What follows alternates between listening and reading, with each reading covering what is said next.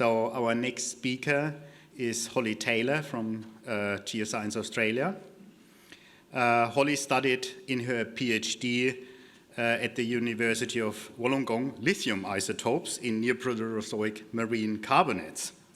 But she is now working as a geochemist and a data scientist at Geoscience Australia, and she is within the regional geology and drilling team. And she will talk today about her work on the Curnamona Province. So welcome, Holly.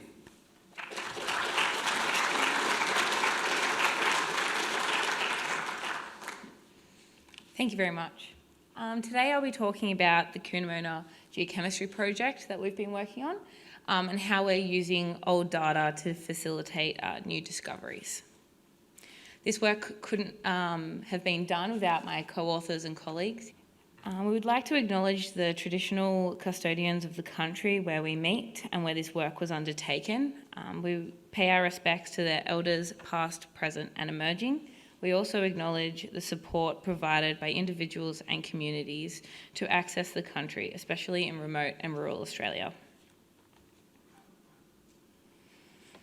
So this project is funded by the federal government's Exploring for the Future program, which focuses on areas that are cross-jurisdictional and poorly understood areas with resource potential. The project, there's many projects that are under the Exploring for the Future program. These are in collaboration with the Commonwealth, state and territory governments and our university partners. Under all the projects here in the EFTF, we have the Darling Curnamona Delamerian project, which aims to open up new regions for mineral exploration.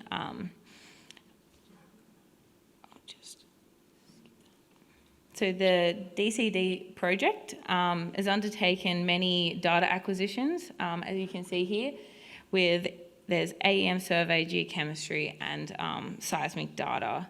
Under this project, we have the Curnamona Geochemistry project. And the Curnamona is in the red box there, that's the Curnamona Province. The Curnamona Province is situated on the border of South Australia and New South Wales and is bound by the Barrier Ranges in the east, the Alari Ranges in the south and the Flinders Ranges in the west. This is a highly prospective region, but it is largely covered by transported sedimentary cover sequences. It is host to the Broken Hill style deposit, which is the lead, zinc, silver deposit, which is world renowned, and there's many other different deposits in this region.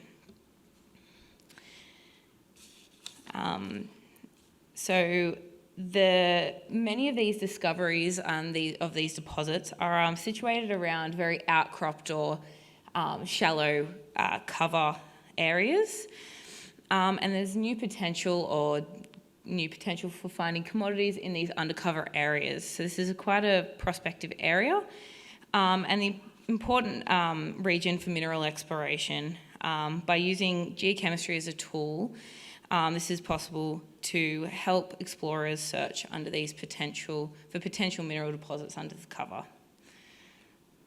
So the Curnamona Geochemistry project is aimed to improving the quality, accessibility and volume of geochemical data across the Curnamona Province. Exploring effectively through this deep cover presents a significant challenge for mineral explorers, not just in the region but nationally. One part of this challenge is sifting through large amounts of legacy geochemical data and evaluating what is reliable as well as relevant in the local exploration models or the area. Data quality on this legacy data is can be quite a big issue, and the techniques and standards, data standards are varied. And little quality control has actually been performed on some of this data. Cleaning this data is quite a considerable time commitment, and therefore it's not widely done consistently. Therefore, what we have done here is we've been working on having a standalone geochemical data set that has got rigorous quality control which can be helpful for explorers as a tool for looking in potential mineral deposits undercover. So we have this comprehensive compilation of geochemical data in the Curnamona Province, which covers rock, regolith and groundwater geochemistry. This geochemistry has sourced from state geological surveys, CSIRO and Geoscience Australia.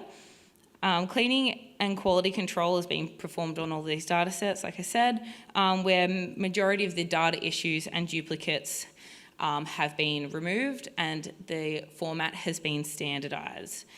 The benefit of this kind of work and this geochemical data set is that it is cross-border, so it provides a standardised format that can be quickly imported into different programs for explorers, but also has the original sources of data still incorporated. So if you want to do a detailed study, you can go back to that original data and still find that.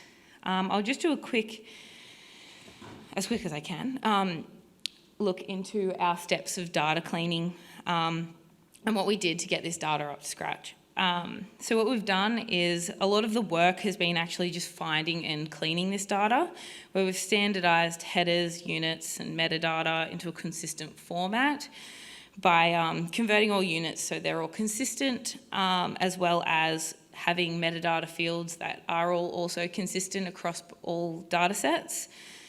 We've removed, like I said before, duplicates and standardised below detection, as well as removing a lot of this data issues using semi-automated scripts that we have developed.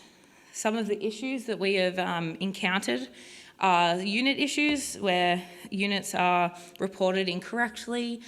For an example here, we have manganese oxide, where you can see most of these are above 100%. We have 32,000%, which clearly is incorrect.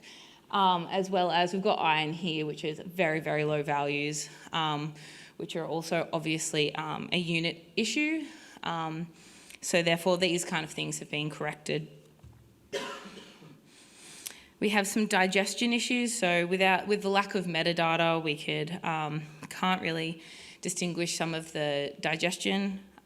So therefore, we've separated out weak and strong leach where we could find this data, which is a weak leach would be BLEG or MMI kind of things.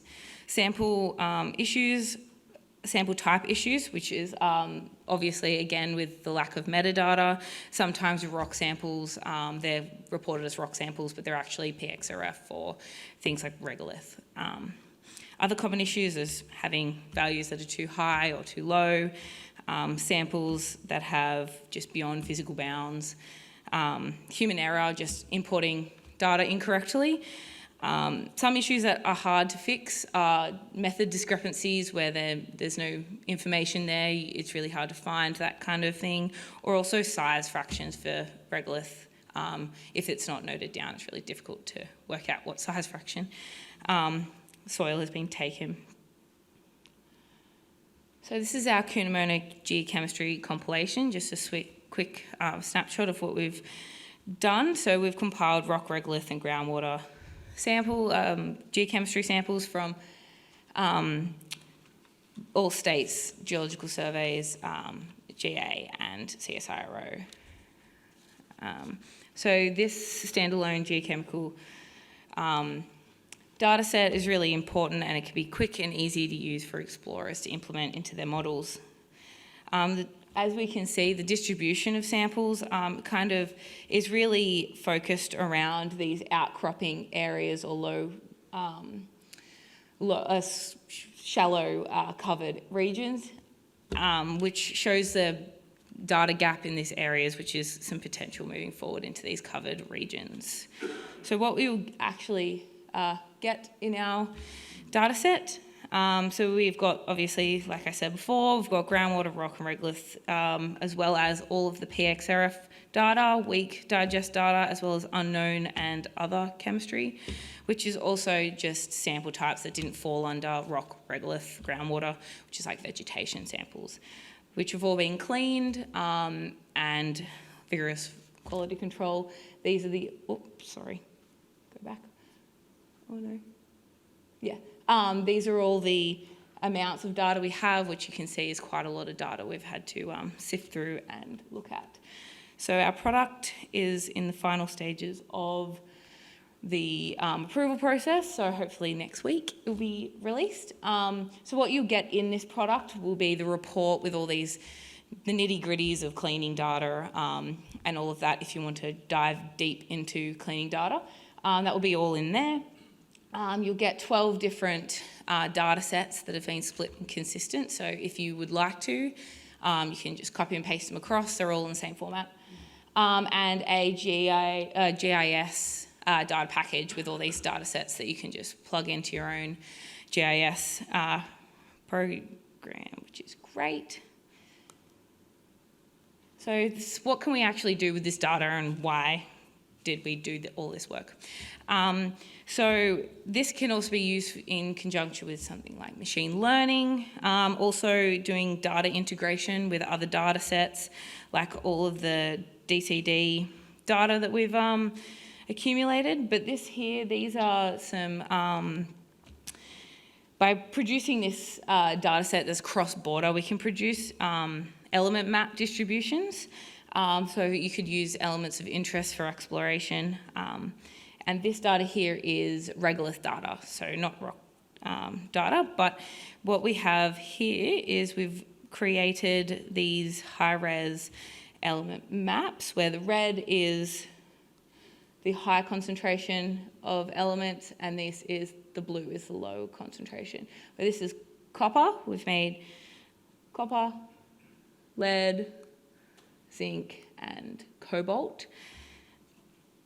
So these, as you can see, again, the distribution and the concentration of samples are really around that outcropped area. We have a few samples here in this middle deep cover area, but unfortunately not enough to make one of these high-res maps. This is quite important, again, for mineral explorers to be able to make maps kind of like this, and due to the high density of sample points that we had around this area, we could produce these really high quality maps. So what we can actually do as well, so like I said before, you can use this with machine learning, combining these with other data sets, like the DCD project I discussed at the start, where we've collected quite a lot of data in the region. You can use data integration of this data potentially in the future with these element map distributions to be able to help explore under these, contribute to mineral exploration in these areas. We have not yet undertaken this interpretation or integration work just yet, but hopefully in the future, as a part of Curnamona Geochemistry or the DCD project, we'll start diving into interpretation and integration of these data sets. I would like to acknowledge all my co-authors, Yvonne, Phil, Dave and Tim. This work wouldn't have been able to be done without them, and also like to thank all our reviewers, Chris, Patrice, as well as GSSA, GSNSW for all their great feedback and comments on our product. I would also like to thank our stakeholders for their assistance, support and feedback, so GSSA, GSNSW, MINEX, CRC and CSIRO. And I'd like to thank GSSA again for letting me talk here today. Thank you.